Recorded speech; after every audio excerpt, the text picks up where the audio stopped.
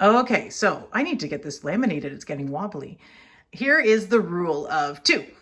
So when you multiply anything by 2, your answer is the other number doubled, not the 2, unless you're multiplying 2 times 2. So let's take a look there. So if I multiply 2 and I multiply 2 times 3, I double this other number. 3 plus 3 is 6. If I have a 2 times 5, the other number is 5. 5 plus 5 is 10. So you're just doubling whatever your other number is, right? So same thing here, but this also applies to the rule of 1. If you multiply anything by 1, the answer is the other number, okay? So it's 2. If you have 2 times 6, 6 plus 6 is 12. 4 times 2, the other number is 8, okay? 4 plus 4 is 8. So this can really help you out. Just think about doubling. If you double it, you multiply it by 2. So if you have 5, I multiply it by 2, I'm just doubling it. If I double 5, it's 10, right? Just like this sample up on top.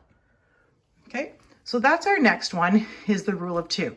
So that will really help you with your 2 times tables when you're going through those two. Just think about doubling.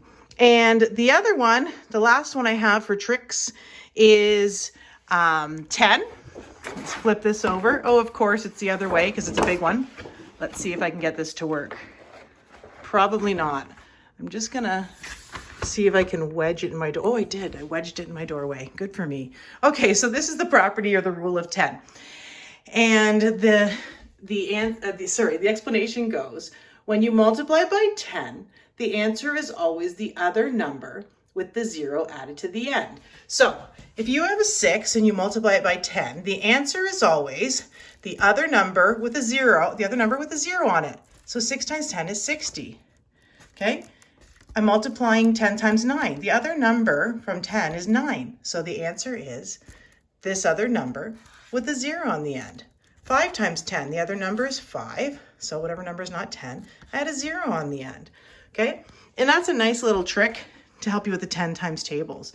And as I said on our very first page, in grade 3, you work up to 7 times 7, which most of you could probably go higher right now because you know 7 times 10. If you take 7 times 10, you take the other number, which is 7, you add a 0, that's 70. So 7 times 10 is 70.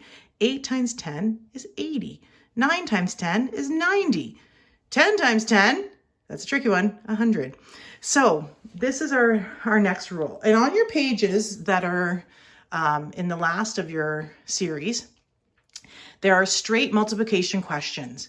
There's 2s, there's 3s, there's 5s, there's 10s, there's 1s, I believe. I don't have a trick for the 3s for you, but you can use your arrays to draw. So feel free to get another piece of paper, draw what you need to while you're learning your multiplication. Some of you will already have it memorized because you work at home with mom and dad, but some of you won't, and that's fine. So now's your chance to work on it, okay?